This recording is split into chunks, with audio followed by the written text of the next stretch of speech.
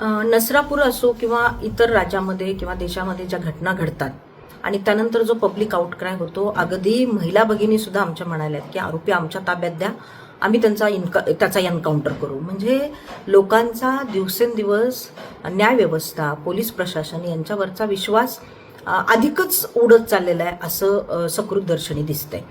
मला वाटतं शक्ती विधेयक जे महाविकास आघाडीच्या सरकारने विधानसभेत आणि विधान परिषदेमध्ये जे पारित केलं होतं आणि केंद्र सरकारकडे मंजुरीसाठी पाठवलं होतं, ते तिथंच धूळखात पडलेलं आहे. तर या आत्ताचं जे सरकार आहे त्या सरकारला मला विनंती करायची की विरोधाला विरोध म्हणून तुम्ही नको, परंतु तुम्हाला नारी शक्ती वंदन करायचंय ना, तर नारी शक्ती किंवा लाडक्या भगिनी म्हणून तुम्हाला गोंजारायचे, मतं मिळवायचे, तर तुम्ही शक्ती कायद्याला विनाकारण तुम्ही विरोध का करताय? शक्ती कायद्यामध्ये जी तरतूद आहे की आरोपीला 21 दिवसाच्या आत शिक्षेपर्यंत नेण्याची त्यामध्ये तरतूद आहे. म्हणजे अगदी 2-3 दिवसात चार्जशीट फाईल झालं पाहिजे, त्यानंतर ट्रायल झाली पाहिजे, अधिकच्या अधिक फास्ट ट्रॅकमध्ये हे प्रकरण चाललं पाहिजे, अशा प्रकारची तरतूद त्यामध्ये अगदी विचाराने नमूद केलेली आहे. परंतु त्याही वेळी विरोधी पक्षातले जे कोणी असतील, म्हणजे नेत्या महिला असतील किंवा इतरत्र कोणी नेतेगण असतील, ते विरोध करत होते की अशा प्रकारे जर घाईघाईने केस चार्जशीट फाईल केला आणि घाईघाईने आरोपीला शिक्षा दिली तर कुठेतरी कायद्याने जो आरोपीला अधिकार दिलेला आहे त्याची बाजू मांडण्याचा आणि कदाचित तो निर्दोषी मुक्त होऊ शकला असता, परंतु गडबडीने जलद गतीने सगळं केल्यामुळे त्याला शिक्षा झाली आणि त्यामुळे त्याच्यावर अन्याय होईल, अशा प्रकारे विरोधी पक्षातल्या लोकांचं म्हणणं आहे. तर मला या मायबाप सरकारला आणि गृहमंत्र्याला विनंती करायची की तुम्ही विनाकारण शक्ती कायद्याचा द्वेष करू नका. त्यात तुम्हाला जर काही करायचं असेल तर डिस्टिंग्विश करा की अशा प्रकारचे भीमा कांबळे सारखे हिनस क्राईम करणारे जे सिरियल ऑफेंडर आहेत, हॅबिच्युअल ऑफेंडर आहेत, जे वारंवार अशा प्रकारचे दुष्कृत्य करतात, महिला मुलींना छेडतात, बलात्कार करतात, नव्हे 75 वर्षाच्या महिलांवर, 80-90 वर्षाच्या महिलांवर सुद्धा बलात्कार करतात. आणि जिला बलात्कार म्हणजे काय, जिला शरीर सुख म्हणजे काय, जी आजोबाच्या याच्यातून त्या नाराधामाला पाहत असेल, वडिलांच्या याच्यातून पाहत असेल, मोठ्या भावाच्या याच्यातून पाहत असेल, तिला कुस्करणं आणि तिच्या नरडीचा घोट घेणं हे हिनस क्राईम आहे, दुर्मिळातला दुर्मिळ गुन्हा आहे.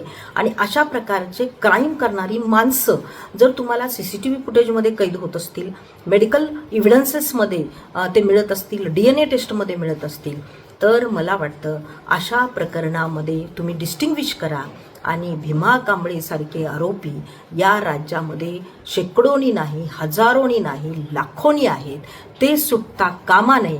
याच्यासाठी शक्ती कायद्यामध्ये जे 21 दिवसाच्या आत नराधमाला शिक्षा ही तरतूद आहे, ती तरतूद लवकरात लवकर अंमलात आणा, जेणेकरून सर्वसामान्य नागरिकांचा कायद्यावर आणि पोलीस प्रशासनावरचा जो उडत चाललेला विश्वास आहे तो पुन्हा एकदा मिळवता येईल. हे झालं नंबर 1. त्यानंतर कोपर्डीचं जे प्रकरण आहे ते प्रकरण सगळीकडं सध्या फिरतंय की अजूनही त्यातला एक आरोपी मेला, परंतु फाशीची शिक्षा झाली नाही. मला वाटतं सेशन नंतर हायकोर्टानंतर सुप्रीम कोर्ट आणि त्यानंतर मर्सी पिटिशन असतं दया याचिका राष्ट्रपतीकडे अशा प्रकारच्या फाशीच्या शिक्षेचे मर्सी पिटिशन, दया याचिका किती पडलेल्या आहेत, शेकडोनी त्या असतील पेंडिंग. म्हणून मला वाटतं की अशा प्रकारच्या आरोपीला तुम्ही शक्ती विधेयक आणा आणि त्यामध्ये तुम्ही अशी दुरुस्ती करा की असे जे आरोपी आहेत, जे हॅबिच्युअल ऑफेंडर आहेत, त्यांना पुन्हा अशा प्रकरणामध्ये अपील करण्याचा, म्हणजे वरच्या कोर्टात जाण्याचा अधिकार त्यांच्याकडून हिरावून घेतला पाहिजे. ज्या कोर्टाने त्यांना शिक्षा फरमावली आहे, सेशन कोर्टाने, त्याच शिक्षेची अंमलबजावणी करणं हे कायद्याने बंधनकारक केलं पाहिजे. अशा प्रकारची कायद्यामध्ये दुरुस्ती केली पाहिजे.